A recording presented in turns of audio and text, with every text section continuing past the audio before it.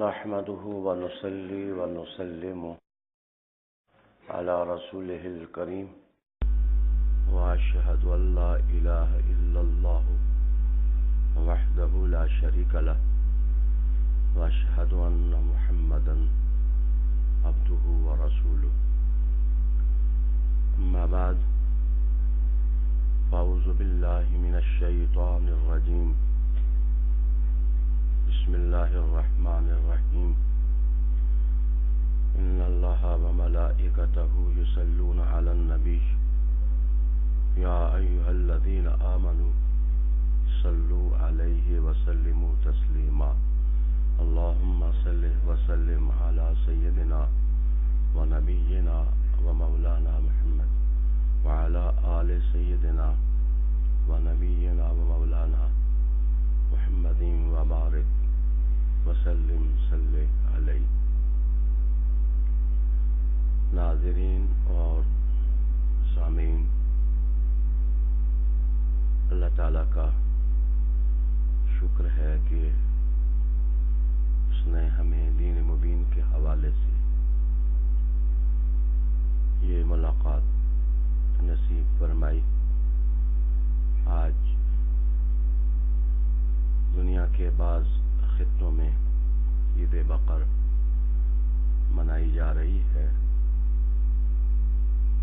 وہ مسلمان جو آج عید الاضحیٰ کی خوشیاں منا رہے ہیں، ان کی خدمت میں عید مبارک. میں اپنی اس محفل کا آغاز چاہوں گا کہ قرآن حکیم فرقان مجید کی تلاوت سے کروں. ہمارے ساتھ علامہ قاری اشرف صاحب تشریف فرما ہیں. ان کی خدمت میں گزارش ہے کہ وہ تلاوت کتاب مجید سے ہمارے دلوں کو مسرور فرمائیں. اعوذ باللہ من الشیطان الرجیم.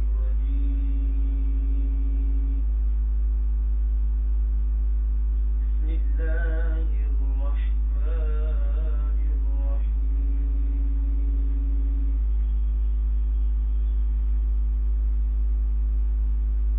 خلق الانسان من صلصال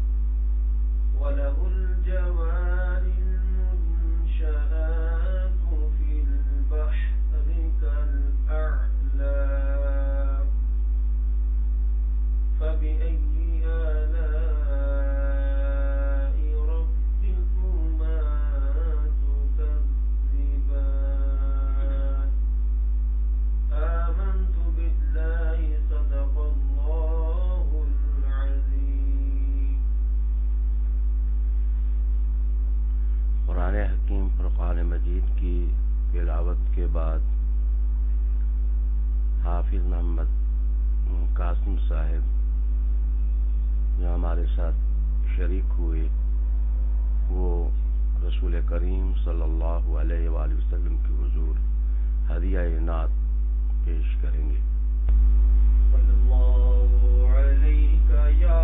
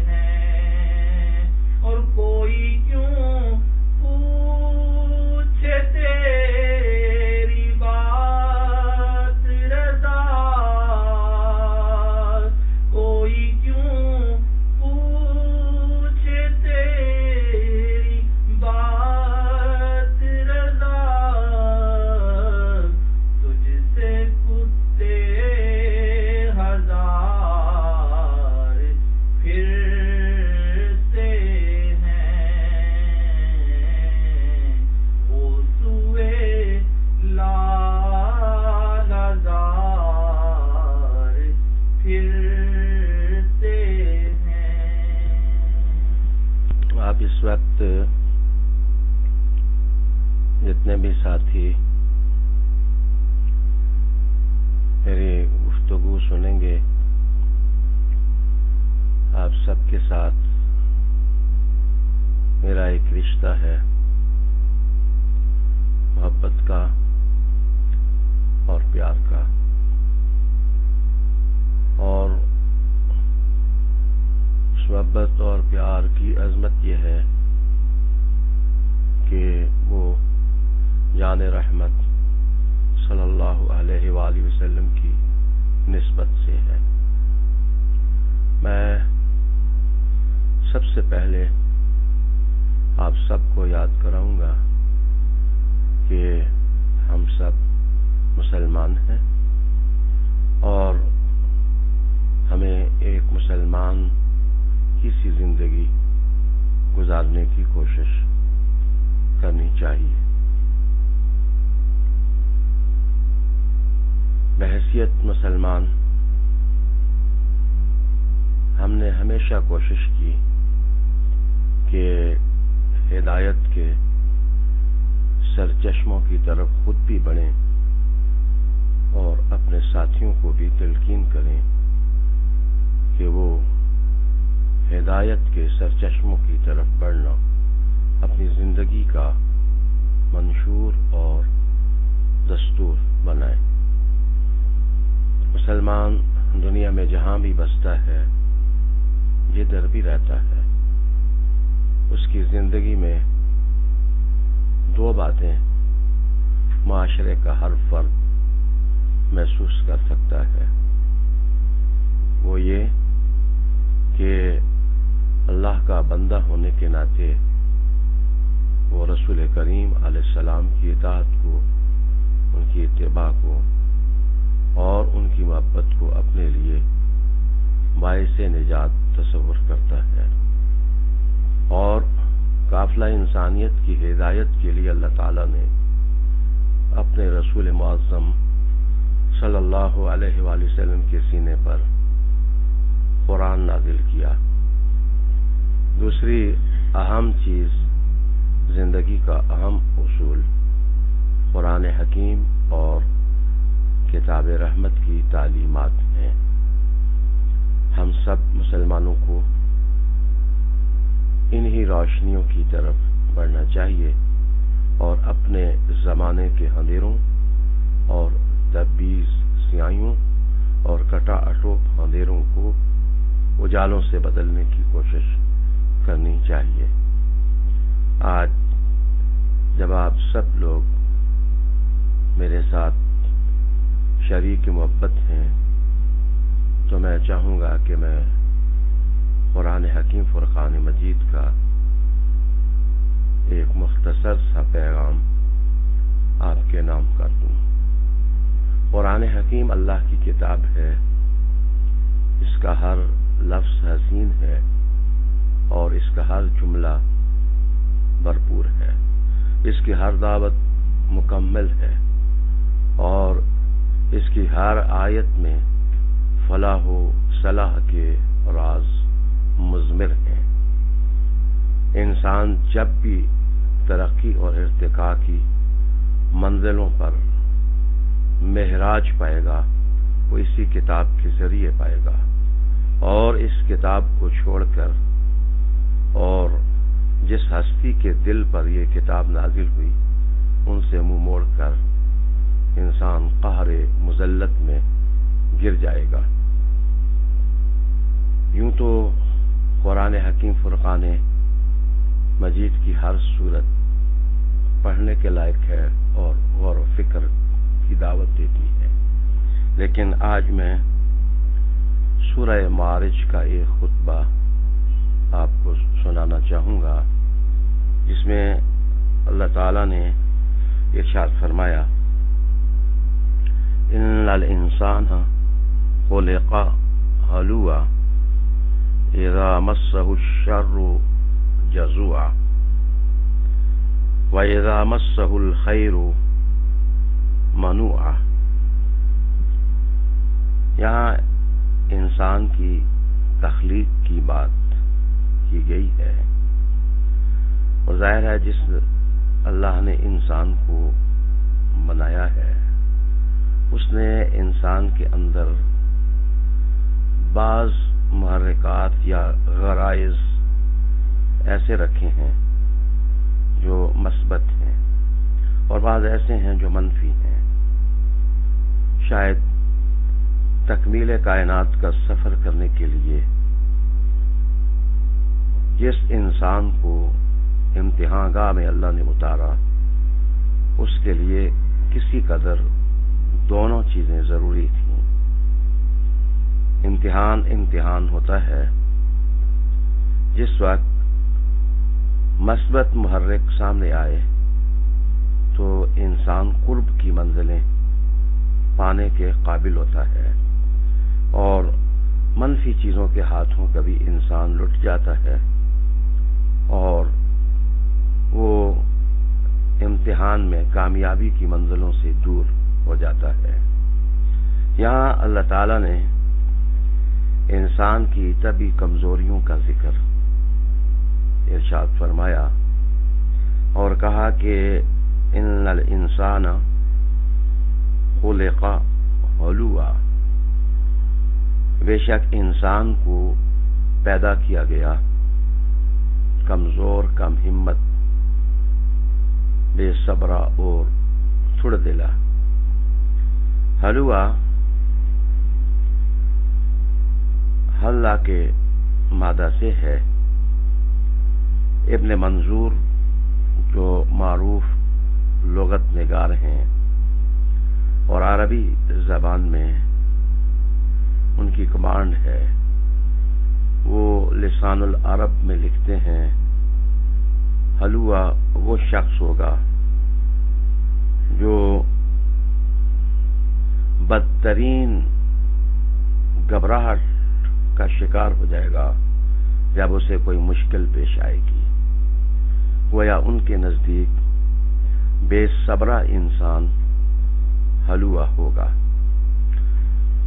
زبیدی حنفی تاج العروس کے مؤلف ہیں اور اس کتاب کا بڑا نام ہے عربی ادب میں، بلکہ کئی کتب اسی ماخذ سے پھر دوبارہ مدون کی گئیں اور زبیدی حنفی سے استفادہ کیا گیا. آپ فرماتے ہیں کہ حالہ کا معنی رنج اور ملال ہوتا ہے.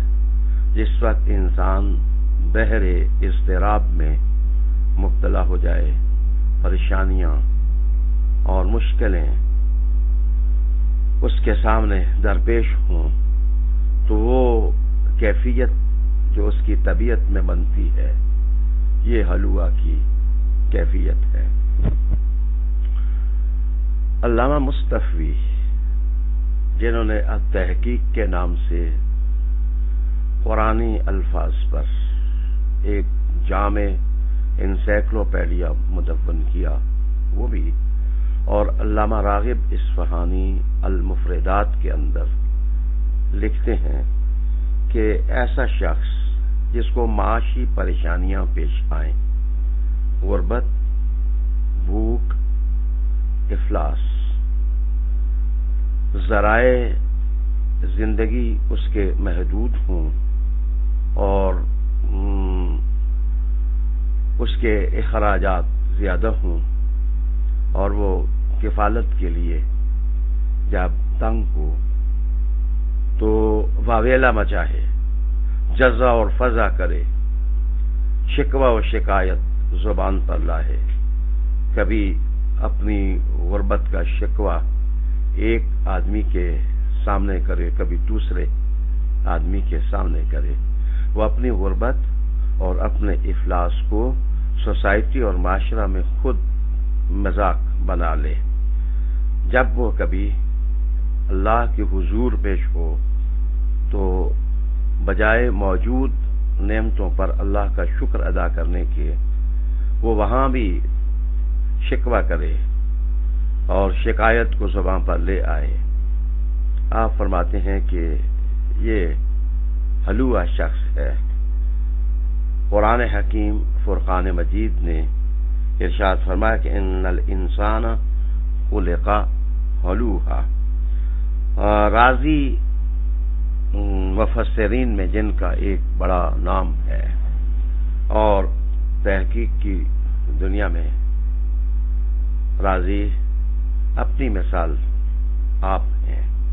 وہ جس وقت محبت کے مضامین قلم بند کریں تو وہ منظر اور نظارہ بھی دیکھنے والا ہوتا ہے، اور جب وہ تحقیقات کے کسی صحرا سے گزر رہے ہوں تو پھر بھی اپنے ساتھ چلنے والوں کو مایوس نہیں ہونے دیتے۔ مفاتیح الغیب کے نام سے آپ نے تفسیر لکھی اور تفسیر کبیر کے نام سے وہ لوگوں میں مشہور ہے۔ آپ لکھتے ہیں کہ ہلوعا وہ شخص ہوتا ہے جس کی بھوک ختم نہ ہو۔ اس پر مجھے علامہ اسماعیل حقی رحمۃ اللہ علیہ کی بات یاد آئی۔ آپ روح البیان کے اندر لکھتے ہیں کہ اصل میں اللہ یہ ایک جانور کا نام ہے، جیسے ہما پرندہ کہا جاتا ہے کہ یہ ایک فرضی پرندہ ہے، اس کی کوئی حقیقت موجود نہیں ہے، اور بعض اہل تحقیق کہتے ہیں کہ نہیں، اس کا وجود باقاعدہ ہے۔ اسی طرح اللہ ایک جانور ہے، اس کے بارے میں بھی کہا جاتا ہے کہ یہ حقیقتاً موجود ہے، اور بعض لوگوں نے یہ بھی لکھا کہ یہ ایک فرضی نام رکھنے والا جانور ہے۔ بہرحال علامہ اسماعیل حقی رحمۃ اللہ علیہ تعالی روح البیان کے اندر فرماتے ہیں کہ یہ اتنا پیٹو قسم کا جانور ہے کہ اگر اس کو 7 چراگاہوں کا چارہ مل جائے تو یہ سب کھا جائے، اور کھانے کے بعد اس کو 7 دریاؤں کا پانی ملے تو وہ سب پی جائے۔ جب اس کو دریا نہ ملے اور کھانے کے لیے سبزہ نہ ملے تو وہ برف کھاتا ہے، اور برف کی ٹھنڈک اور برودت کی وجہ سے اس کا پیٹ مزید طلبی سے کچھ وقت کے لیے رک جاتا ہے۔ چونکہ وہ بہت زیادہ کھانے کا عادی ہے، اس لیے اس کو ہلوعا کہتے ہیں۔ تو علامہ اسماعیل حقی کہتے ہیں کہ ایسا شخص جو ہمہ وقت کھاتا ہی رہے، کچھ نہ کچھ وہ منہ میں ڈال کر کے منہ ہلاتا ہی رہے۔ جتنا جتنا انسان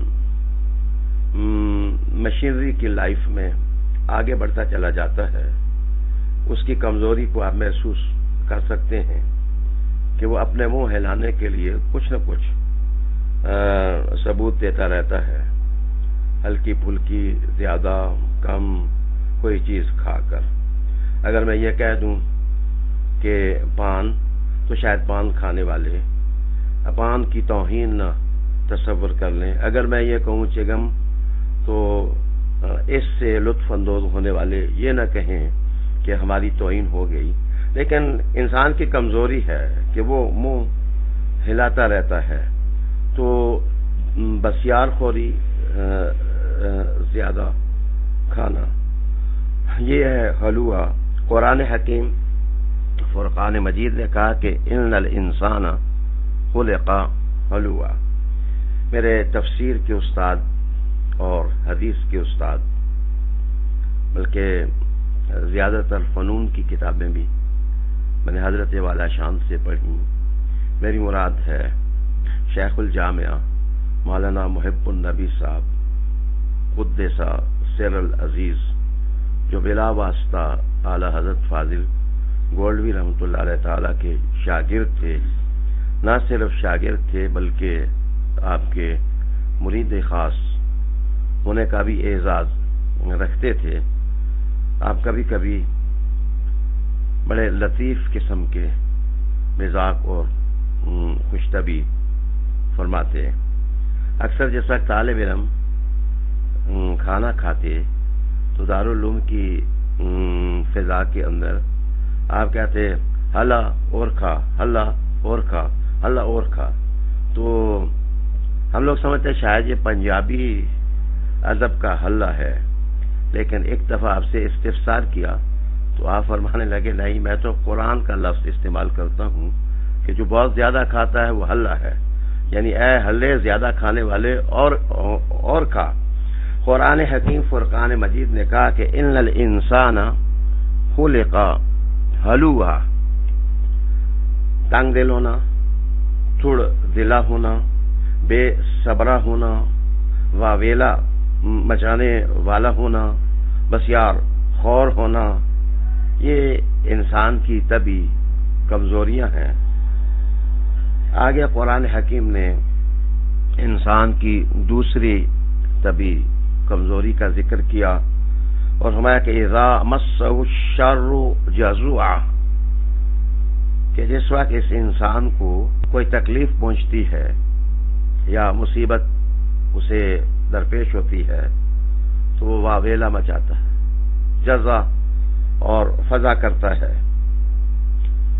صبر کا دامن اپنے ہاتھ سے چھوڑ دیتا ہے، جن سرچشموں سے اسے سکون اور اطمینان مل سکتا ہے وہ سکون اور اطمینان حاصل نہیں کرتا۔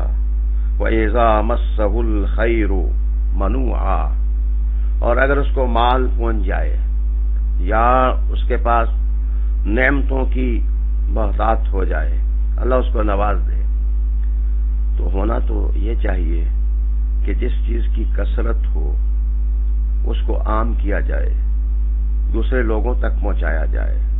لیکن انسان کی فطری کمزوری بھی واہ کہ جب وہ غریب ہوتا ہے تو دوسروں کو شریک محبت کرتا ہے، شریک نعمت کرتا ہے، لیکن جس وقت اس کے پاس مال اور دولت آتا ہے تو بخل اس کے وجود میں ڈیرے جما لیتا ہے اور وہ ہر چیز کا مستحق اپنی ہی ذات کو تصور کرنے لگ جاتا ہے۔ وہ چاہتا ہے کہ دنیا کی نعمتوں کا کلابہ لے لے اور ہر چیز کا چڑھاوا اپنی ہی ذات پر چڑھا دے۔ قرآن حکیم اس کی فطری کمزوری کو بیان کرتا ہے، وَإِذَا مَسَّهُ الْخَيْرُ مَنُوعًا، کہ جس وقت اس کے پاس اموال آتے ہیں، اس کو اللہ نوازتا ہے تو بجائے دینے کے اور عطا کرنے کے اور عنایات کے دروازے کھولنے کے یہ منع کرنے لگ جاتا ہے، یہ بخل پر اتر آتا ہے، یہ کنجوس ہو جاتا ہے، یہ دوسروں کی تکلیفوں کا احساس نہیں کرنے پاتا۔ اب ایک بات عرض کروں کہ کسی کی بیماری بتا دینا یہ طب نہیں ہے، یہ حکمت نہیں ہے کہ ایک ڈاکٹر کسی آدمی کو کہے تمہیں سرطان ہے یا تم تپ دق کے مریض ہو۔ اصل میں تو ڈاکٹر ہونے کا معنی یہ ہے کہ وہ اگر کسی کی بیماری کا راز پا گیا ہے تو اس کو نسخہ شفا دے جس سے وہ اضطرابات اور بیماریوں سے وہ نجات پا سکے اس دنیا میں۔ اپنی جگہ انسان کی بدقسمتی کہ ہم کسی کے درد دکھ کا احساس ہی نہیں کرتے۔ اگر کسی کو دکھ درد کا احساس ہو بھی جائے تو ہم پروپیگیٹ کرتے ہیں کہ فلاں میں یہ ہے، فلاں میں یہ ہے، فلاں میں یہ ہے، لیکن اصل چیز تو یہ ہے کہ جس کا درد پتہ چلے اس کے درد کو دور کرنے کی بھی کوشش کی جائے، جس کی بیماری معلوم ہو اس بیماری کے لیے نسخہ شفا بھی بتایا جائے۔ تو قرآن حکیم صرف انسان کی طبی کمزوریاں اگر بتا دیتا تو اس کا مطلب تو یہ ہوا کہ یہ کتاب ایسی طبیب ہے کہ جو لوگوں کی بیماریاں تو بتاتی ہے، لیکن یہ کتاب نسخہ شفا نہیں بتاتی کہ ان بیماریوں سے، ان کمزوریوں سے، انسان نجات کس طرح پا سکتا ہے، ازالہ کس طرح وہ کر سکتا ہے۔ قرآن حکیم فرقان مجید اب ساون کا بارش بن کر برستا ہے اور اس کے فیض کے چھالے انسان کے دکھ اور درد کو دور کرتے ہیں۔ یہاں سے اگلی آیات کے اندر انسان کی انگلی گویا قرآن پکڑ لیتا ہے اور اسے بتاتا ہے کہ اگر تمہارا یہ دکھ ہے تو اس دکھ سے نجات کا راستہ یہ ہے، اگر تم بیمار ہو تو تمہاری بیماری کا خاتمہ اس نسخہ کے ساتھ ہو سکتا ہے۔ اب یہ جو 3 طبی کمزوریاں انسان کے اندر آتی ہیں، ان سے نجات کیسے ممکن ہو سکتی ہے؟ قرآن حکیم اس نازک اور ضروری موضوع کو چھوتا ہے اور ارشاد فرماتا ہے الا المصلین، الا المصلین،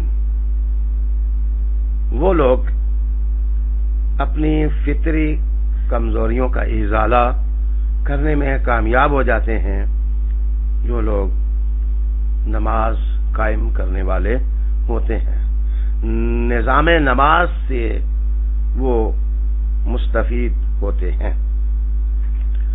اب یہاں میں یہ بھی عرض کرنا چاہوں گا کہ قرآن حکیم فرقان مجید نے نماز کوئی ریاضت بنا کر یا وظیفہ بنا کر یا کوئی ورد بنا کر فرض نہیں کی۔ نماز تو ایک نظام ہے جو اللہ تعالیٰ نے اپنے رسول صلی اللہ علیہ وآلہ وسلم کے ذریعے دیا۔ اگر ایک انسان نماز کے اس نظام کو سمجھ لے تو اس کی روح دراصل ایک اعتقاد اور ایک عقیدے سے سرشار ہو جاتی ہے۔ وہ اعتقاد اور عقیدہ یہ ہے کہ وہ اللہ تعالیٰ کی ذات کو معبود تصور کرتا ہے، وہ دنیا کی ہر چیز سے بے نیاز ہو کر اپنے آپ کو اللہ ہی کے لیے وقف کر دیتا ہے۔ جس وقت وہ اپنا دامن طلب دراز کر کے اپنے معبود کے سامنے پیش ہوتا ہے تو وہ جانتا ہوتا ہے کہ میرے ہر روگ کا علاج میرے الہ کے پاس ہے، میرے معبود کے پاس ہے۔ اس کی نماز گویا اس کی معلم ہوتی ہے، وہ اس کو سکھاتی ہے کہ کیا چیز ٹھیک ہے اور کیا چیز ٹھیک نہیں ہے، کیا درست ہے اور کیا نادرست ہے، کیا صحیح ہے اور کیا غلط ہے۔ جناب، نماز کے اندر قرآن سنا جاتا ہے اور قرآن حکیم آپ جانتے ہیں کہ ان میں دنیا کا کوئی ایسا موضوع نہیں، کوئی ایسا عنوان نہیں جس کو کتاب رحمت پیش نہ کرتی ہو۔ تو جس وقت نماز کو ہم ایک نظام کی حیثیت سے لیتے ہیں تو نماز جائزہ لیتی ہے نمازی کا کہ اس کے اندر کہیں بخل تو نہیں، اس کے اندر کہیں کنجوسی تو نہیں، اس کے اندر کہیں تھوڑ دلا پن تو نہیں، اس کے اندر کہیں بے صبری تو نہیں، اس کے اندر وہ کوئی عیب تو نہیں جو انسان کو وظیفہ ترقی سے روک سکتا ہے۔ تو جس وقت نماز معلم بن جاتی ہے اور انسان اس کا مسترشد ہو جاتا ہے تو وہ آہستہ آہستہ اپنے اندر ایک میٹھی سی تبدیلی پیدا کرنے کے لیے آمادہ ہو جاتا ہے کہ میں نے اپنی شخصیت کو آراستہ کرنا ہے، مزین کرنا ہے، ٹھیک کرنا ہے۔ اور جس وقت اس کی جہت بھی ٹھیک ہو جائے اور اس کی منزل بھی ٹھیک ہو جائے تو اللہ تعالیٰ ضرور اس کو یہ چیز عطا فرماتا ہے کہ اس کے اندر وہ طبی کمزوریاں جن کی پہلے قرآن مجید نے نشاندہی کی وہ دم توڑنے لگ جاتی ہیں اور ایک انسان محمود بن جاتا ہے، اچھا انسان بن جاتا ہے، خوبصورت انسان بن جاتا ہے، جسے دنیا میں زندگی گزارنے کا ڈھنگ اور طریقہ آ جاتا ہے۔ آگے قرآن حکیم فرقان مجید نے الا المصلین کے بعد الذین هم علی صلاتہم دائمون کہا کہ نماز بھی ایسی نہ ہو کہ سرسری جس کو گلے کا چھلاوا سمجھ کر کے اتار دیا گیا ہو۔ نماز اپنے اصل مفہوم کے ساتھ جس وقت نمازی میں آتی ہے تو انسان زندگی گزارتے ہوئے وہ محسوس کرتا ہے کہ گویا میری پوری زندگی نماز بن گئی ہے۔ رب ذوالجلال نے فرمایا الذین هم علی صلاتہم دائمون، وہ لوگ جو اپنی نمازوں پر دوام برتتے ہیں، ہمیشگی برتتے ہیں۔ یعنی یہ اچھی منزل ایک آدھ دفعہ نماز پڑھنے سے کوئی آدمی کہے کہ مجھے حاصل ہو جائے تو اس کی برکات تو ضرور اس کو مل جاتی ہیں، لیکن سسٹم کو قبول کرنے کا مطلب تو یہ ہے کہ پنجگانہ نماز فرض کی گئی تو انسان اپنی ساری زندگی میں اس کو نافذ کرے، اور جس وقت اس کو امپلیمنٹ کرے گا، نافذ کرے گا، تو پھر اس کی برکات اللہ تعالیٰ اس کو عطا فرما دے گا۔ الذین هم علی صلاتہم دائمون، وہ لوگ جو اپنی نمازوں پر دوام برتتے ہیں۔ کس کیفیت کے ساتھ اور کس انداز میں ہمارے بزرگ نماز سے متلذذ ہوتے تھے۔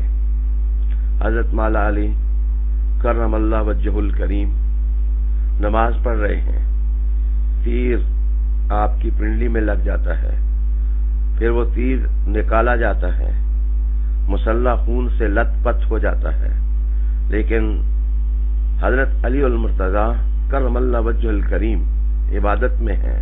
نماز سے فارغ ہونے کے بعد وہ پوچھتے ہیں کہ خون کیسا؟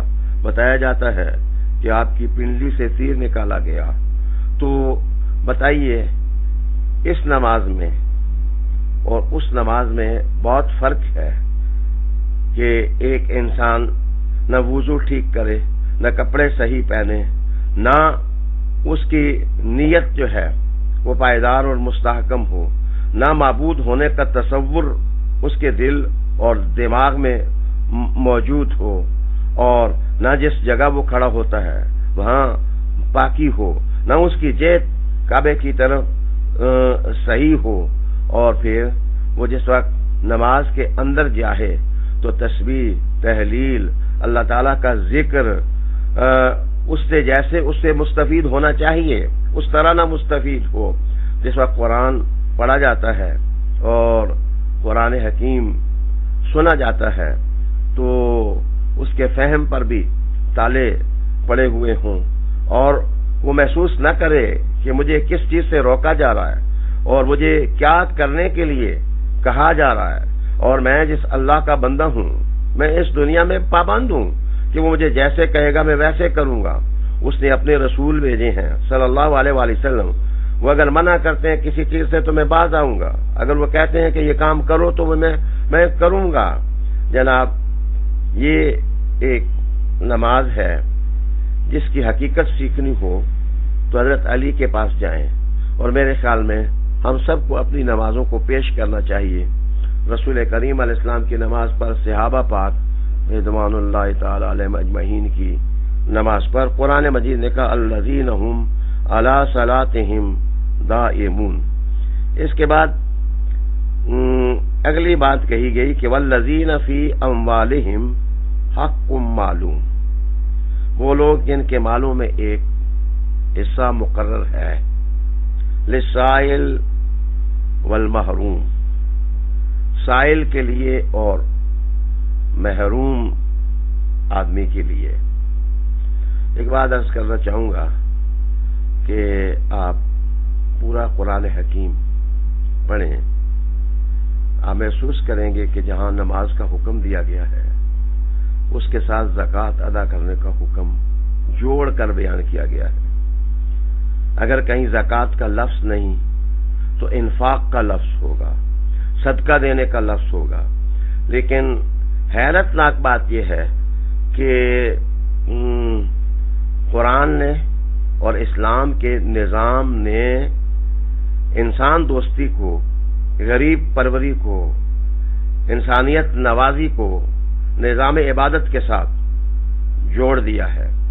اس راز کو شاید سب سے زیادہ صوفیاء کرام نے سمجھا ہے۔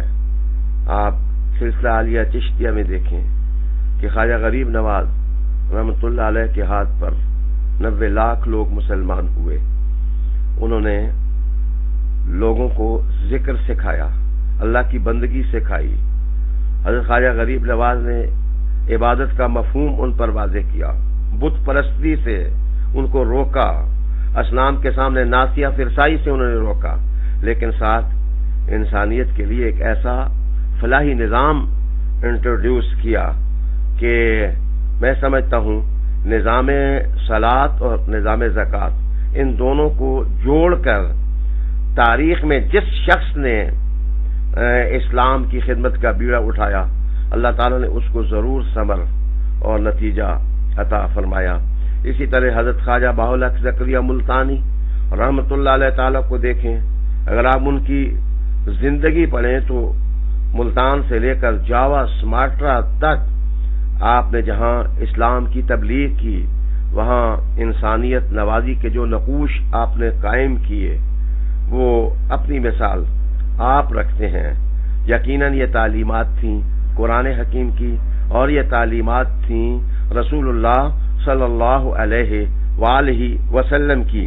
قرآن کہتا ہے والذین فی اموالہم حق معلوم للسائل والمحروم، کہ وہ لوگ جو اپنے مالوں میں ایک مقرر حصہ رکھتے ہیں سائل کے لیے اور محروم کے لیے۔ سائل وہ شخص ہوتا ہے جو اپنی غربت، اپنے فقر اور اپنے افلاس کا جامہ خود پھاڑ کر اپنی ضرورتوں کی تکمیل کے لیے کسی کے سامنے دستے سوال دراز کر دیتا ہے کہ میری یہ ضرورت ہے، میری یہ ضرورت پوری کی جائے۔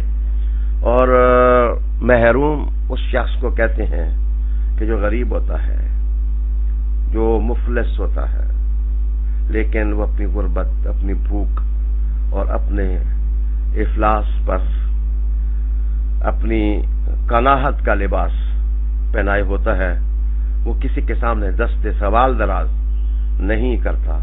اس کی غربت اور افلاس اور بھوک اس کی پیشانی سے محسوس ہو سکتی ہے، اس کی اتری ہوئی آنکھوں سے محسوس ہو سکتی ہے۔ قرآن حکیم کہتا ہے کہ والذین فی اموالہم حق معلوم للسائل والمحروم، کہ اگر سائل اور محروم آدمی کے لیے آپ حصہ مقرر کر دیں۔ بلکہ میں تو یہ کہوں گا کہ نہ صرف نماز بلکہ اسلام نے ہر عبادت کے ساتھ فلاحی خدمت کو ضرور جوڑ دیا۔ مثلا روزہ ہے تو جس وقت رمضان المبارک کے روزے ختم ہوتے ہیں تو عید کے ساتھ فطرانے کو جوڑ دیا گیا، اور یہ کہا گیا کہ روزہ معلق رہتا ہے جب تک کہ فطرانہ نہ ادا کیا جائے۔ پھر آپ دیکھیں زکوٰۃ تو بذات خود ایک ایسی عبادت ہے جو انسانیت نوازی ہی کی صورت رکھتی ہے۔ حج ہے تو حج میں قربانی کو جوڑ دیا گیا، نہ صرف حج کے اندر قربانی بلکہ اگر کوئی حج کے ارکان اور مناسک ادا کرنے میں کمی رہ جائے تو بے شمار ایسی صورتیں ہیں جن پر دم دینا پڑتا ہے، اور جو لوگ حج پر نہیں جاتے وہ بھی عید کے دن قربانی کرتے ہیں۔ رسول اللہ علیہ السلام کے ایک حدیث شریف یاد پڑی، حضور علیہ السلام نے ارشاد فرمایا کہ جس وقت کوئی آدمی قربانی کا جانور ذبح کرتا ہے تو ابھی اس کا خون زمین پر نہیں گرتا، اللہ تعالیٰ اس کو قبولیت کا درجہ عطا فرماتا ہے، اور قیامت کے دن قربانی کے جانور کے بال اور اس کے کھر اور اس کے سینگ وہ بھی انسان کے نامہ اعمال کے ساتھ اللہ کی بارگاہ میں پیش کیے جائیں گے۔ پھر حضور نے فَطِيبُوا بِهَا نَفْسًا، کہ یہ قربانی دے کر تم اپنے نفس کو خوشیاں کیوں نہیں دیتے۔ تو سامعین، نماز ہو، روزہ ہو، حج ہو، ہر ایک کے ساتھ اللہ کی مخلوق کے حقوق ادا کرنے کا درس اللہ تعالیٰ نے ارشاد فرمایا کہ والذین فی اموالہم حق معلوم، یہاں بعض مفسرین نے لکھا کہ آپ کے معلوم سے مراد زکوٰۃ ہے، لیکن وہ مفسرین کرام جنہوں نے یہ لکھا کہ زکوٰۃ کے علاوہ ہر انسان کو اپنی سطح پر جتنی نعمتیں اللہ عز سبحانہ نے اسے دی ہیں ان نعمتوں میں خود حصہ مقرر کر لے۔ مثلا میری تنخواہ 4000 ہے تو میں اس میں سے کتنے پیسے اپنے بچوں پر لگاؤں گا اور کتنا مال میں اللہ کی راہ میں غریبوں، یتیموں اور بیواؤں کے لیے وقف کروں گا۔ یہ خود وقف کرنا یہ بہت عمدہ خصلت قرآن حکیم نے قرار دی۔ فرمایا والذین فی اموالہم حق معلوم للسائل والمحروم والذین یصدقون بیوم الدین۔ پھر اگلی بات قرآن حکیم نے کہی کہ وہ لوگ جو قیامت کے دن کی تصدیق کرتے ہیں، وہ لوگ جن کا یقین ہوتا ہے کہ یہ دنیا اڈل ٹپ نہیں ہے، ایک دن ہم نے اللہ تعالیٰ کی کچہری میں پیش ہونا ہے، تو یہ یقین اگر مستحکم ہو جائے تو انسان کی زندگی گزارنے کا انداز خوبصورت ہو سکتا ہے۔ آگے فرمایا کہ والذین هم من عذاب ربهم مشفقون، اور وہ لوگ جو اپنے رب کے عذاب سے ڈرتے ہیں۔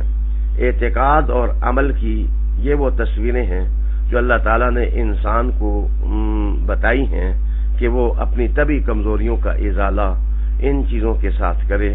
اللہ تعالیٰ ہم سب کو کتاب رحمت سے مستفید ہونے کی توفیق عطا فرمائے۔ آج کی اس محفل میں میرے ساتھ جتنے لوگ بھی شریک ہیں، میں ان سے یہی امید رکھوں گا کہ وہ اپنی زندگی کو 2 جہتوں سے ضرور منظم کریں۔ ایک یہ کہ اللہ تعالیٰ کی بندگی انہوں نے کرنی ہے اور اپنی نمازوں کی حفاظت انہوں نے کرنی ہے، اور دوسرا ان کو باقاعدہ مینج کرنا چاہیے۔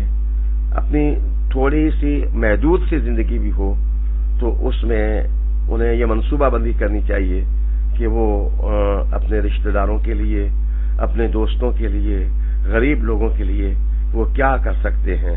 اگر ان 2 جہتوں پر مسلمان اپنے آپ کو منظم کرنے میں کامیاب ہو جائیں تو پوری دنیا ان کے وجود میں سکون محسوس کرے گی اور لوگ اسلام کی طرف بڑھ سکیں گے۔ آج میں قرآن مجید کے میسج کے حوالے سے یہی پیغام آپ کو دوں گا۔ اس کے ساتھ ساتھ میں محسوس کر رہا ہوں کہ کچھ ہمارے ساتھ شریک دوست جو ہیں وہ اپنی ذہنی الجھنوں کو دور کرنے کے لیے وہ اپنے سوالات بھی پوچھ رہے ہیں، ان کی فائل ہم تک آ رہی ہے۔ اب میں اس طرف بڑھنا چاہوں گا۔ میں عاجز آدمی ہوں، چھوٹا آدمی ہوں، میں شاید ان کی ذہنی الجھنیں تو دور نہ کر سکوں، لیکن کوشش کر سکوں گا، اور کچھ بھی نہ ہوا تو دعا تو کر سکوں گا کہ اللہ تعالیٰ آپ سب کو اور ہم سب کو سکون اور اطمینان کی دولت عطا فرمائے۔ پہلا سوال شاہ صاحب آپ کے کالج دور کے کلاس فیلو ہیں، ان کا نام ہے تنویر۔ انہوں نے کہا کہ میں گارڈن کالج میں آپ کے ساتھ پڑھتا رہا ہوں، لیکن معلوم نہیں تھا کہ علامہ سید ریاض حسین شاہ وہ شخص ہیں جو ہمارے ساتھ فزکس اور بیولوجی کے الٹے تجربے کرتے تھے۔ آپ ایک سوال تو یہ کمنٹ انہوں نے دیا ہے آپ کے بارے میں، اور دوسری انفارمیشن یہ دی کہ آپ یہ بتائیں کہ آپ بھی ہاشمی ہونے کے ناطے بڑے غصے والے تھے، یعنی غصیل تھے، آپ نے اپنا علاج کیسے کر لیا ہے؟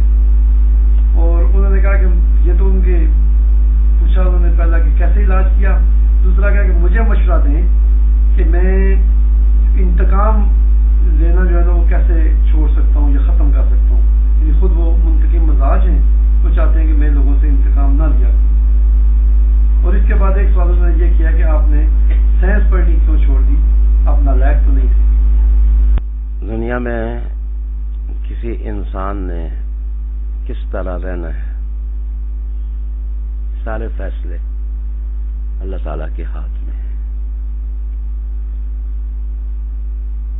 انسان سوچتا ہے کہ میں یہ کروں، یہ کروں، یہ کروں، یہ کروں، لیکن اللہ سبحانہ اس کے لیے ایک اور راستے کا انتخاب کر دیتے ہیں. اسی کا نام تقدیر ہے. ماجرا یہ ہے کہ میں جب گورنمنٹ کالج میں پڑھتا تھا تو میرے والد صاحب اور میری والدہ محترمہ خواہش مند تھیں کہ میں دینی تعلیم بھی حاصل کروں اور ساتھ میں ڈاکٹر بھی بن جاؤں. اس لیے الحمدللہ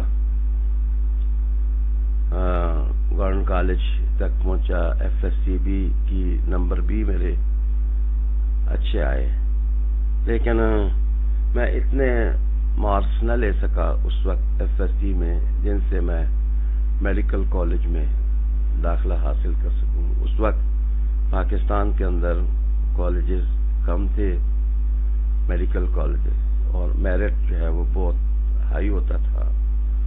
تو آپ کہہ سکتے ہیں کہ لائق اور نالائق ہونا تو یہ سننے والے ہی فیصلہ کر سکتے ہیں، لیکن اتنے نمبر میں نہ حاصل کر سکا کہ میں میڈیکل کالج میں جا سکوں. اس کی وجہ یہ تھی کہ مجھے صرف فزکس، کیمسٹری اور زوالوجی، باٹنی ہی نہ پڑھنی پڑتی. میری والدہ صاحبہ اور میرے والد صاحب کی خواہش تھی کہ ہم اپنے آباء و اجداد کا جو طریقہ ہے اسے قائم رکھیں. میرے پردادا جی صاحب رحمۃ اللہ علیہ تعالی 1830 کے اندر گاؤں سے نکلے اور 1870 کے اندر واپس آپ تشریف لائے، اور اسی عرصے کے درمیان آپ جامعہ ازہر میں داخل ہوئے اور وہاں سے فارغ ہو کر تشریف لائے. میرے دادا جان رحمۃ اللہ علیہ تعالی وہ بھی ہندوستان میں خیر آباد پہنچے اور معقولات اور منقولات خیر آباد کے علماء سے انہوں نے پڑھے. تو میرے والد صاحب کی خواہش یہ تھی کہ ہمارا بچہ دینی علوم حاصل کرے. تو ظاہر ہے مجھے پھر ساتھ کنز اور ہدایہ بھی پڑھنا ہوتا، اور جس وقت میں پنڈی گورنمنٹ کالج میں پڑھتا تھا تو صبح کی نماز پڑھنے کے بعد مجھے کالج میں آنا ہوتا. یہاں مری روڈ پر علامہ احمد الدین سلطان پوری رحمۃ اللہ علیہ تعالی ہوتے. میں کالج سے پہلے 3 اسباق ان سے پڑھتا. پھر جس وقت کالج سے فارغ ہوتا تو علامہ مولانا محب النبی صاحب رحمۃ اللہ علیہ تعالی کے پاس حاضری ہوتی. وہاں میں بڑے اسباق پڑھتا. ادب کا سبق پڑھنے کے لیے مغرب کی نماز کے بعد میں علامہ عبد الغنی نرگس رحمۃ اللہ علیہ تعالی کے حضور حاضر ہوتا، اور اسی طرح صرف ناو پڑھنے کے لیے مخدوم زادہ قاضی محمد اسرار الحق حقانی کی خدمت میں حاضر ہوتا. تو اس طرح میرے سائنس پڑھنے کے ساتھ ساتھ جو درس نظامی کے اسباق مجھے پڑھنے ہوتے وہ بعض اوقات 15 اور بعض اوقات 20 تک پہنچ جاتے. تو آپ میری اس محنت کو لائق ہونے کا نام دیں یا نالائق ہونے کا نام دیں، لیکن برڈن بہت زیادہ تھا. بہت زیادہ برڈن ہونے کی وجہ سے 5ویں کلاس سے لے کر آن ورڈ میں نے بورڈ سٹاپ کیے، لیکن FSC کے اندر ایسا میں نہ کر سکا. پھر میں نے اپنی جہت بدل دی اور اپنے آپ کو کلیاتاً درس نظامی کے لیے وقف کر دیا. لیکن گریجویشن پنجاب یونیورسٹی سے پھر میں نے کی اور پوسٹ گریجویشن میں نے کراچی سے کی. اسی طرح MBA کی طرف بھی چلا گیا. الحمدللہ تعالی جتنا میرے مقدر میں تھا اللہ تعالیٰ نے مجھے علم نصیب کر دیا. اسی انتظام کے حوالے سے وہ کہتے ہیں کہ کیسے ختم جو عام سوال ہے وہ تو یہ ہے کہ انتقام کی جو عادت ہے اس کو کس طرح ختم کیا جا سکتا ہے. پہلے تو میں بتاؤں کہ جو انسانی نفسیات کا معاملہ ہے یہ ہے کہ یہ ایک حالت ہے. وہ حالت کس وقت مفید ہو سکتی ہے اور کس وقت نقصان دہ ہو سکتی ہے یہ فیصلہ تو انسان اقدار کی روشنی میں کر سکتا ہے. نہ تو میں یہ کہہ سکتا ہوں کہ انتقام لینا برا جذبہ ہے، نہ میں یہ کہہ سکتا ہوں کہ یہ اچھا ہے. حالات اس کو اچھا بنا دیتے ہیں اور حالات اس کو مذموم کر دیتے ہیں اور برا بنا دیتے ہیں. تو اگر آپ اس کو برا جانتے ہیں تو اس کی میں سمجھتا ہوں کہ فیکٹرز ہیں کہ انسان کیوں اس راستے پر چڑھتا ہے. میرے خیال میں حسد ہے، یہ انسان کو اندر سے کھاتا ہے. اگر اس حوالے سے انتقام ہو تو ایک انتقام لینے والے آدمی کو انتقام کی قیمت بہت زیادہ دینی پڑتی ہے. وہ اپنا گوشت چاٹ لیتا ہے، وہ اپنا خون خود پی لیتا ہے، وہ اپنی ہڈیاں خود کمزور کر لیتا ہے. وہ اپنے اوپر جس وقت ایک چیز کو مسلط کر لیتا ہے تو وہ اس کی خانگی زندگی کو، ذاتی زندگی کو، ہر چیز کو برباد کر دیتی ہے.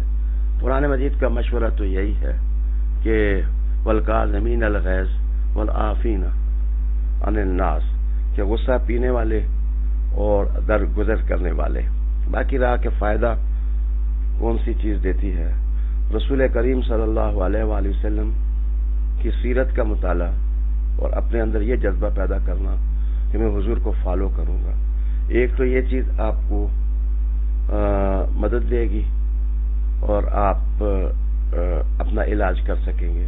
اور دوسرا درود شریف کو کثرت کے ساتھ جب آپ پڑھیں گے تو رحمت عالم صلی اللہ علیہ وآلہ وسلم پر درود و سلام کا پڑھنا انسان کی طبیعت کو ٹھنڈا بھی کرتا ہے اور حساس بھی کرتا ہے اور انسان اپنے بارے میں بہتر فیصلے کرنے کے قابل ہو سکتا ہے. ویسے دیکھیے قرآن مجید نے تو ایک جگہ کہا کہ وجادلہم باللتی ہی احسن، کہ اگر آپ دشمن کے ساتھ بھی آپ کا مجادلہ ہو تو اس میں حسن لائیں. اس میں جھگڑا جو ہے وہ تو حسین ہو ہی نہیں سکتا. جھگڑوں کے وقت حسن لانے کا مطلب یہ ہے کہ آپ حضور سے قریب ہوں، کہ دیکھیں کہ معاملات کو ٹیکل رحمت عالم صلی اللہ علیہ وآلہ وسلم نے کس طرح کیا ہے. تو آگے جو اس کا ثمر قرآن حکیم نے بتایا اور نتیجہ جو قرآن حکیم اور فرقان مجید نے بتایا وہ یہ بتایا کہ اگر تمہارا بدترین دشمن بھی ہوگا تو تم اس کو اپنا دوست بنا لو گے. تو میرے خیال میں پلاننگ ٹھیک ہونی چاہیے اپنی ذات کے بارے میں. جو کچھ سوسائٹی اور معاشرے میں محسوس کرتا ہوں وہ یہ محسوس کرتا ہوں کہ ہم لوگ پہلے تو قومی ملی زندگی میں ہم منصوبہ بندی سے محروم لوگ ہیں. پھر اپنی گھریلو زندگی میں بھی ہم اڑل ٹپ چلتے ہیں، کوئی منصوبہ بندی ہماری نہیں ہوتی. اگر ہو بھی جائے تو کم از کم اپنی ذات کے بارے میں ہم نے کبھی بھی یہ سوچنے کی زحمت نہیں کی ہے کہ میں اپنی شخصیت کو کس طرح سنوار سکتا ہوں. یہ بذات خود سنوارنے کا جذبہ اگر دل میں پیدا ہو جائے تو اللہ تعالیٰ صحیح کرنے کا انعام بھی ضرور عطا فرما دیتا ہے. ایک سوال اور بھی ہے، سویڈن سے سید اشتیاق حسین شاہ صاحب آپ سلامات کر رہے ہیں اور وہ پوچھ رہے ہیں کہ عید البقر روحانی خوشی دیتی ہے.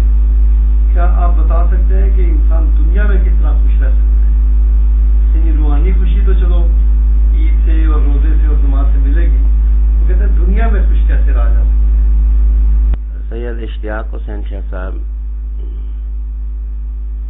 آپ سید ہیں، آل رسول کے ساتھ آپ کا تعلق ہے.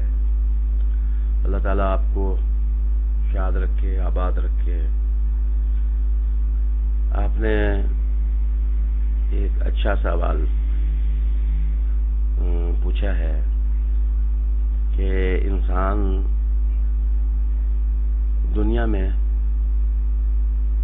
अपने आप को किस तरह खुश रख सकता है। तो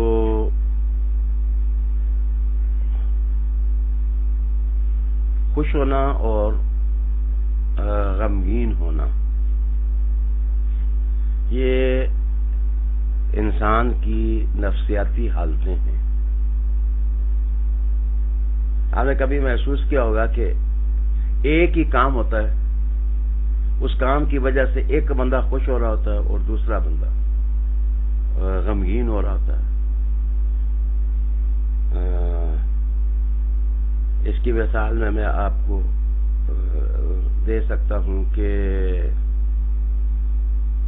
एक बंदा माल दौलत रखता है, दूसरा आकर के उसका माल चोरी करके ले जाता है।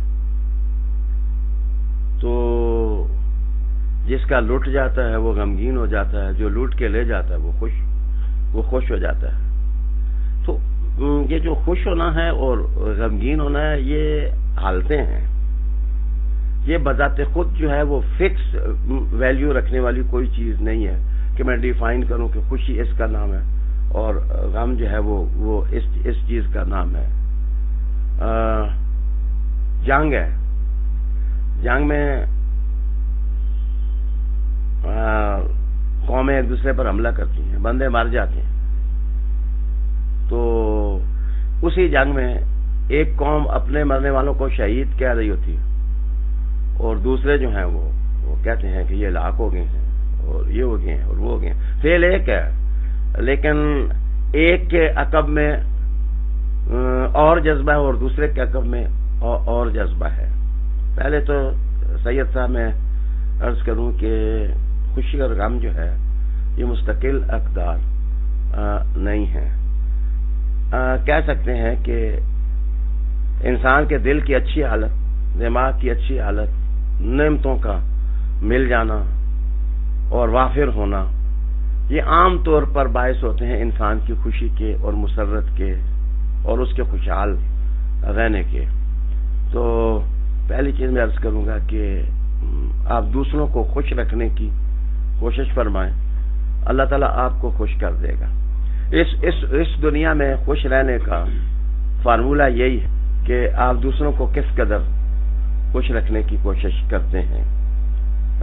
ये राज अगर कोई बंदा पा ले तो उसको अल्लाह अज़्ज़ा सुब्हानहू जरूर और जरूर खुशियों का तोहफा अता फरमाता है। दूसरी चीज मैं अर्ज करूंगा कि कुरान मजीद का मैं तालिब इल्म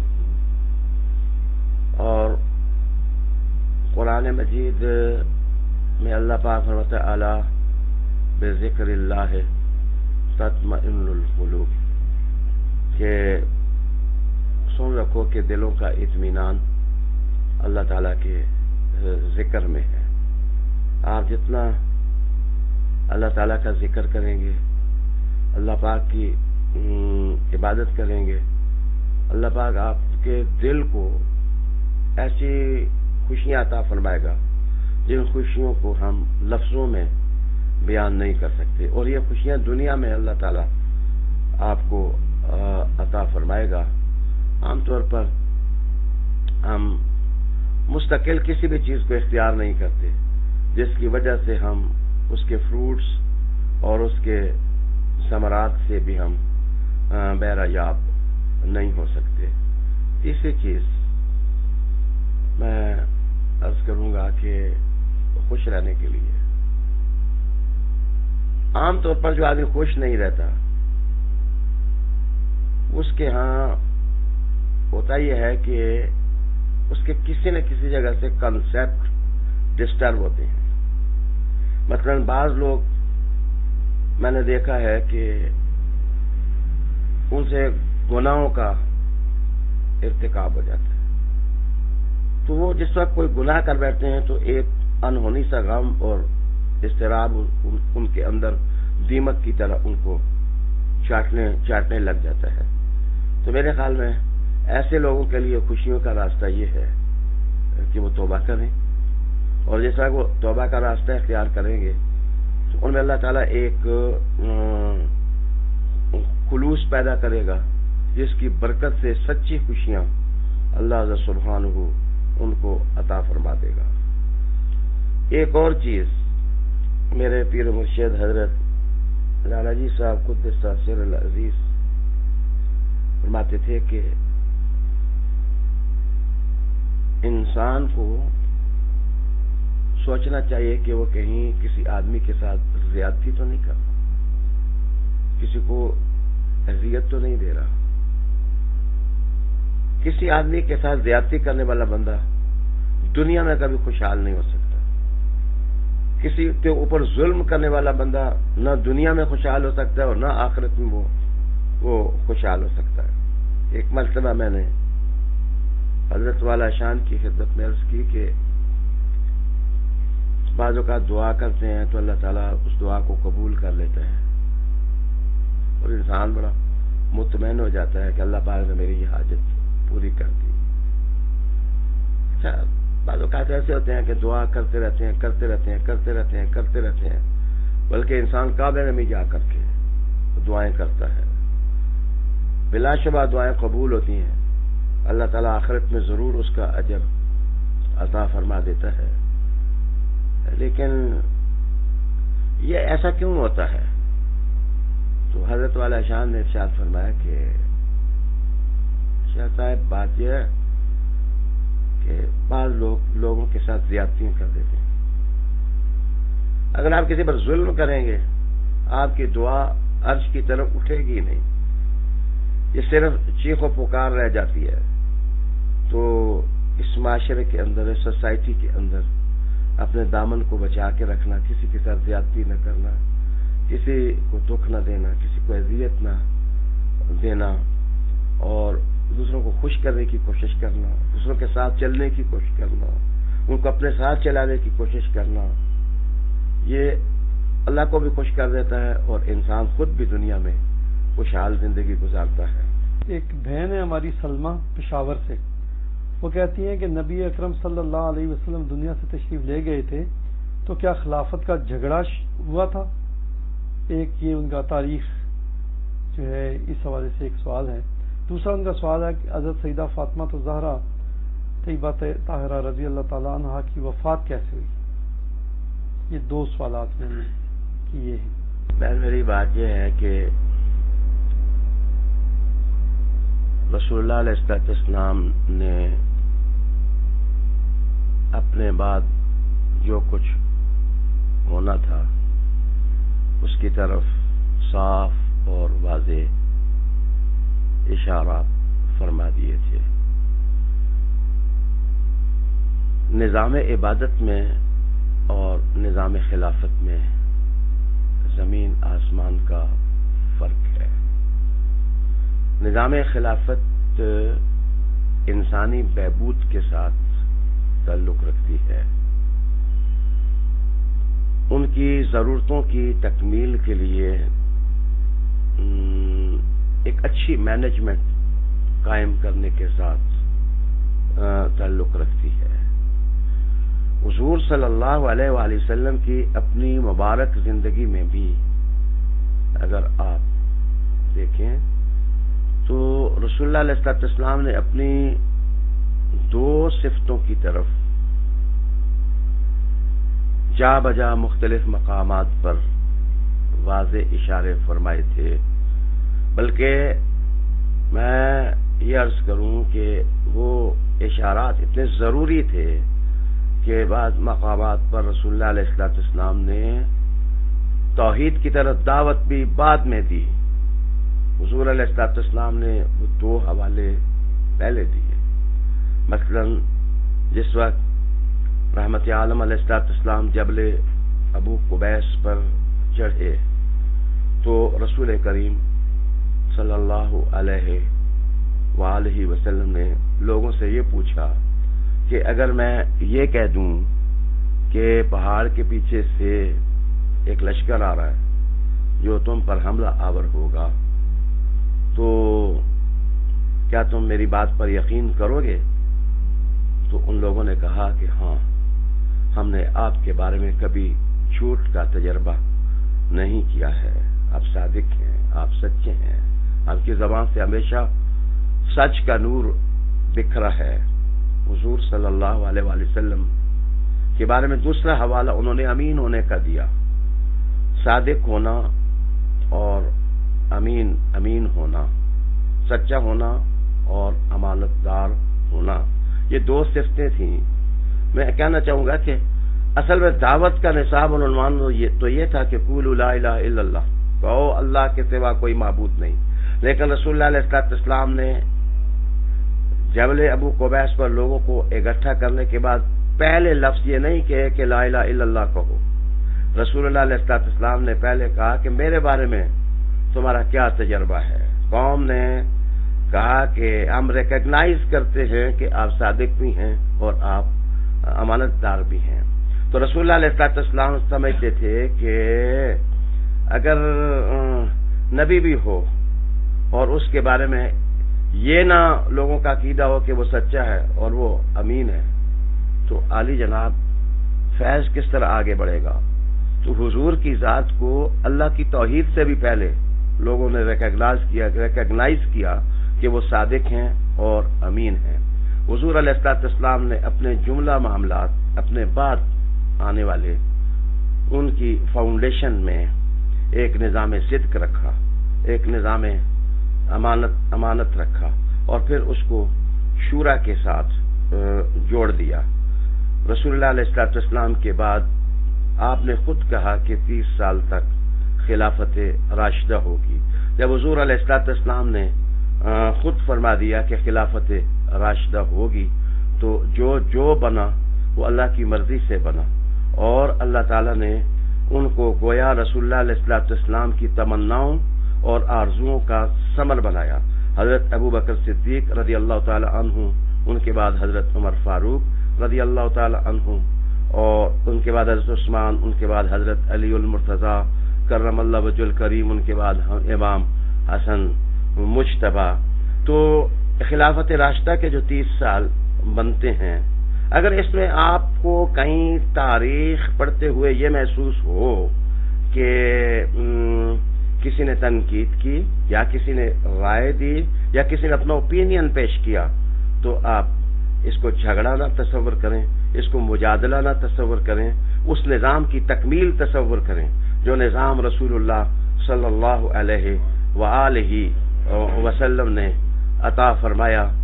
और मेरे ख्याल में ये राय ये तो हुजूर के ज़माने में भी सहाबा रिदवानुल्लाह ताला अलैहिम अजमाइन दे देते थे, और अगर हुजूर के ज़माने में सहाबा राय दे दे तो वो गलत काम न समझा जाता, बल्कि इस पर एप्रिशिएशंस होती। रसूलुल्लाह अलैहिस्सलाम उनको शाबाश देते कि ये जो तुमने कहा, ये जो तुमने कहा, ये जो तुमने कहा। मेरे ख्याल में उसी शुराई निज़ाम को अगर खिलाफत राशिदा में देखें तो किसी जगह ओपिनियन कोई उभरा है या उभरता है और तारीख उसको बयान करती है, तो उस पर फिरका साजी करना, उस पर सेक्टेरियनिज्म की इमारत बना लेना ये मुनासिब न होगा। और फिर मैं आपकी खिदमत में ये भी अर्ज करूं कि इन बुजुर्गों के मामलात पर जब गौर व फिक्र किया करें तो जमालियाती अंदाज से आप सोचा करें, जमालियाती अंदाज से आप फैसले दिया करें, अपनी आरा का इजहार किया करें, इसलिए कि इस्लाम का तफर्रुद ये है, इस्लाम का इम्तियाज ये है कि अगर आप हुजूर के ज़माने से पहले अगर आप तारीख पढ़ें तो अंबिया अलैहिस्सलाम सब के सब मासूम हैं, लेकिन अगर उनकी तहरीकों का समर समेटने की कोशिश करें तो किसी नबी के साथ 8 आदमी खड़े दिखाई देंगे, किसी के साथ 10 आदमी खड़े दिखाई देंगे। मैं समझता हूँ रसूलुल्लाह अलैहिस्सलाम के सहाबा हों या हुजूर की आले पाक हों, सब हुजूर की तरबियत के शाहकार थे। अल्लाह ताला ने उन सब को औसाफ हमीदा अता फरमा रखे थे, ताकि राय का इख्तिलाफ दरअसल इस्लाम के कंप्लीट होने की दलालत करता है। और मैं ये भी बताऊं कि हज़रत अबू बकर सिद्दीक रज़ी अल्लाह ताला अन्हु तो जमालियाती आदमी थे। वो तो हज़रत इमाम हसन हुसैन उनके सामने आते थे, वो गलियों में खड़े होकर उनका नज़ारा करते थे कि इनके चेहरों के अंदर रसूलुल्लाह अलैहिस्सलाम के जमाल का अक्स दिखाई देता है। وہ تو مولا علی کے ہاتھوں کو پکڑ پکڑ کر کے چومتے تھے اور سونگتے تھے کہ ان سے رسول اللہ علیہ السلام کی خوشبو آ رہی ہے، کہ آخری شخص جو رسول اللہ علیہ السلام کی قبر انور سے نکلا وہ مولا علی کرم اللہ وجہ الکریم نکلے۔ اور اگر کسی جگہ آپ کو کسی مناقشے کی اور کسی غلط چیز کی اسمیل آئے تو میرے خیال میں تاریخ کو کنڈیم کر دینا یہ آسان ہے، لیکن ہم حضور کے تربیت دیے ہوئے لوگوں کو کنڈیم کرنے کا راستہ، اس کو جفا تصور کرتے ہیں اور مناسب ہم اس کو تصور نہیں کرتے۔ وقت چونکہ محدود ہے، اگلے آپ کے سوال کا جواب کسی دوسری نشست میں انشاءاللہ عرض کروں گا۔ یہ صاحب ہے جنہوں نے اپنا نام نہیں لکھا، وہ کہتے ہیں کہ میں ایسا بدقسمت آدمی ہوں کہ ہر سال میری چوری ہو جاتی ہے، پیسے جمع کر کر کے چوروں کو ہم کھلا دیتے ہیں، اور میں اپنا نام تو نہیں آپ کو بتاؤں گا، ویسے میری ملاقات آپ سے فرینکفرٹ میں ایک مرتبہ ہو چکی ہے، مجھے بتائیں میں کیا کروں؟ پہلے تو آپ کے لیے دعا کروں گا کہ اللہ تعالیٰ آپ کو چوروں سے محفوظ رکھے اور آئندہ کبھی ایسا نہ ہو کہ کوئی چور اور ڈاکو آپ کے گھر میں گھسے۔ باقی میں سمجھتا ہوں آپ کے سوال کے اندر ایک شکوہ ہے اور ایک نقصان ہو جانے کی آنچ ہے کہ انسان جس وقت خسران سے یا نقصان سے دل تنگ ہوتا ہے تو اسی قسم کے خیالات کا اظہار کرتا ہے جس قسم کے خیالات کا اظہار آپ نے فرمایا ہے۔ یقیناً مجھے یہ بھی پتہ ہے کہ جرمنی میں تو چوریاں نہیں ہوتی ہوں گی، اصل میں آپ کا گھر پاکستان میں ہوگا یا کسی قبائلی علاقے میں ہوگا تو چوریاں ہو جاتی ہوں گی۔ تو آپ جتنے باہر لوگ جاتے ہیں، آپ آتے بھی تو 10 سال بعد ہیں اور 20 سال بعد آتے ہیں، تو ایک تو حفاظت کا نظام ٹھیک کریں۔ جب آپ حفاظت کا نظام ٹھیک کریں گے تو اللہ پاک آپ کی مدد بھی فرما دے گا۔ دوسری، چوروں کا زیادہ ہونا، تو یہ میں آپ سے کیا کہوں، جس جگہ آپ کا گھر ہے، آپ کے گھر والے وطن کے جو آل عقد و کشاں ہیں، ان کی خدمت میں گزارش کروں گا کہ اپنا سسٹم ٹھیک کریں، اپنا نظام ٹھیک کریں۔ جنگل لا جو ہے وہ لوگوں کے مسائل کو حل نہیں کرتا۔ اگر ہم رسول اللہ علیہ السلام کے سسٹم کی طرف بر وقت بڑے ہوتے تو آج امت مسلمہ کی حالت یہ نہ ہوتی۔ آج آپ ایک چور کا رونا روتے ہیں، لیکن ہم تو آئے دن بستیوں کی بستیوں کو ویران ہوتا دیکھ رہے ہیں اور تیراج ہوتا ہوا دیکھ رہے ہیں۔ ایک چیز کا مذہبی حوالے سے آپ کے سامنے تذکرہ کرنا ضروری سمجھوں گا، اور بحیثیت قرآن حکیم کا طالب علم ہونے کے میں عرض کروں گا کہ انسان اپنے مال کے خسران پر کڑتا اس وقت ہے جس وقت وہ اپنے مال ہی کو سب کچھ تصور کرتا ہے۔ اس کے نزدیک جو قیمتی ترین چیز ہے، ویلتھ ہے، وہ مال ہے۔ لیکن اگر انسان کے احساس کے اندر یہ بات آ جائے کہ میں اس سے بھی زیادہ کوئی قیمتی چیز رکھتا ہوں، تو پھر کم چیز کے نقصان پر انسان اس کو مرض نہیں بناتا، اپنی بیماری نہیں بناتا، وہ انا للہ و انا الیہ راجعون پڑھتا ہے۔ تو میں آپ کو قرآن حکیم سے ایک مثال دوں گا کہ اللہ تعالیٰ نے سب سے بڑی نعمت کیا چیز قرار دی۔ ایک تو ارشاد ہوا کتاب اللہ کے اندر، لقد من اللہ علی المؤمنین اذ بعث فیہم رسولا من انفسہم یتلو علیہم آیاتہ ویزکیہم ویعلمہم الکتاب والحکمہ وَإِن كَانُوا مِن قَبْلُ لَفِي ضَلَالٍ مُبِينٍ۔ اس آیہ کریمہ میں حضور کی ذات کو من اور سب سے بڑی نعمت قرار دیا گیا۔ میں یہ نہیں کہتا کہ رسول اللہ علیہ السلام کی نعمت کو نعمت عظمیٰ ہونا آپ مان لیں گے تو پھر کبھی چوری نہیں ہوگی. چوری ہونا تو ایک دوسرا مسئلہ ہے. میں یہ بتا رہا ہوں کہ بڑی نعمت کا احساس انسان کو نقصان ہو جائے تو اس کو بیمار نہیں بننے دیتا, اس کی شخصیت کو بچا لیتا ہے, تباہ نہیں ہونے دیتا. وہ آدمی ہر حال میں پھر خوش خوش دکھائی دیتا ہے. اسی عنوان کو تھوڑا اور آگے میں بڑھاؤں تو قرآن مجید نے ایک جگہ کہا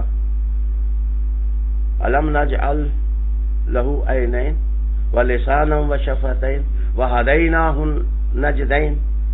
ہم نے کیا انسان کو زبان نہیں دی, 2 ہونٹ نہیں دیے. تو یہ جو قرآن مجید نے کہا آنکھیں 2 نہیں دی. تو خوش طبع کے انداز میں کہوں گا کہ اگر بندہ کوئی آپ کو کہے کہ میں آپ کو $1 بلین دوں گا تو کیا آپ مجھے صرف ایک اپنی آنکھ دے دیں؟ تو کیا آپ $1 بلین لے کر آپ آنکھ دینا پسند کریں گے؟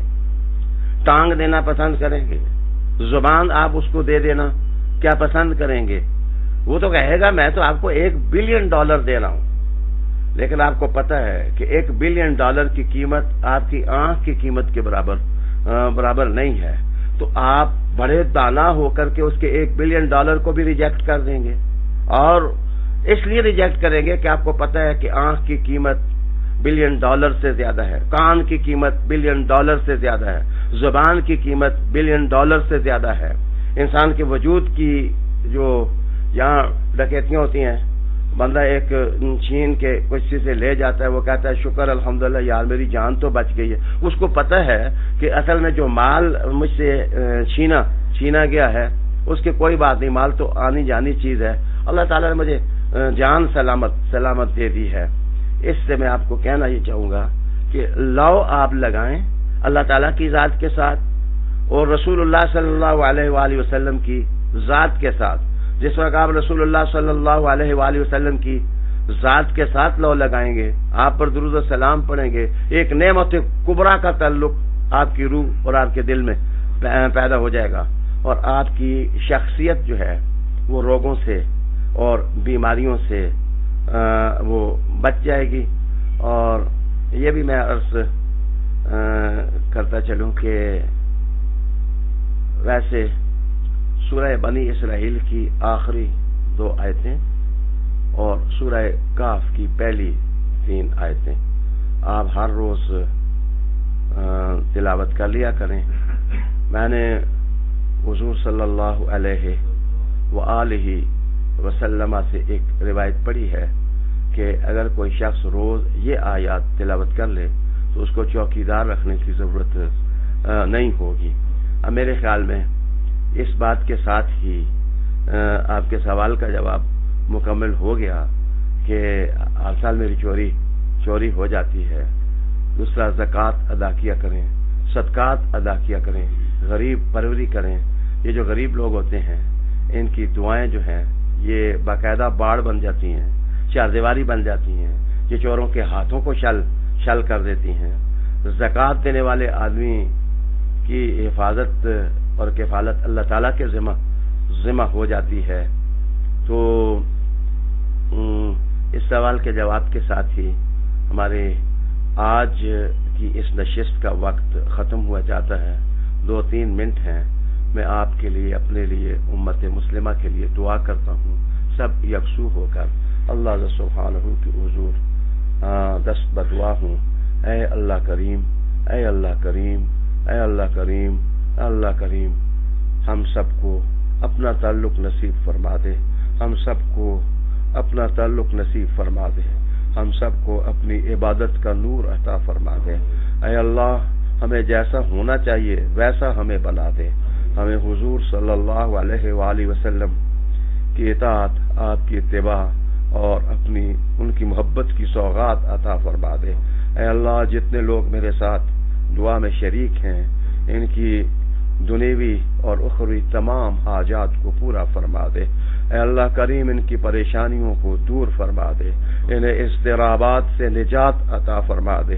اے اللہ ہم سب کو ذاکر بنا دے, اپنا ذکر, اپنا نام ہمارے دل میں, ہماری روح میں اتار دے. ہم ہر وقت تیرے نام کی مالا جپتے رہیں, ہم ہر وقت تیرے نام کی مالا جپتے رہیں. اے اللہ کریم امت مسلمہ کو وحدت عطا فرما دے، اور جس مقصد کی خاطر انہیں بنایا ہے وہ مقصد پورا کرنے کے لیے ان کو صلاحیت عطا فرما دے، عالیت عطا فرما دے، جو بیمار ہیں ان کو شفا دے دے۔ اے اللہ کریم جن کے گھروں میں ناچاکیاں ان کو الفت عطا فرما دے، جو روحانی امراض کا شکار ہیں ان کے روحانی امراض کو دور فرما دے۔ اے اللہ ان سب کے گھروں کو رشک ارم بنا دے، رشک ارم بنا دے۔ اے اللہ کریم جو مانگا ہے وہ بھی عطا فرما، جو نہیں مانگا ہے وہ بھی عطا فرما دینا۔ اے اللہ ہمیں ہمارا آخرت کا سفر اچھا فرمانا، دنیا میں بھی حسنہ دینا، اور دنیا سے اسلام اور ایمان کے ساتھ ہمیں اٹھا دینا۔ ربنا آتنا فی الدنیا حسنۃ وفی الآخرۃ حسنۃ وقنا عذاب النار، وصلی اللہ تعالی علی رسول خیر خلقہ وآلہ وآل بیتہ واصحابہ اجمعین برحمتک۔ اگلی نشست تک آپ سب کو الوداع اور السلام علیکم ورحمۃ اللہ۔ تو شاہ خوباں تو جانے جانا، تو شاہ خوباں تو جانے جانا ہے، چہرہ ام الکتاب تیرا، تو شاہ خوباں تو جانے جانا، تو شاہ خوباں تو جانے جانا ہے، چہرہ ام الکتاب تیرا، تو شاہ خوباں تو جانے جانا، تو شاہ خوباں تو جانے جانا ہے، چہرہ ام الکتاب تیرا۔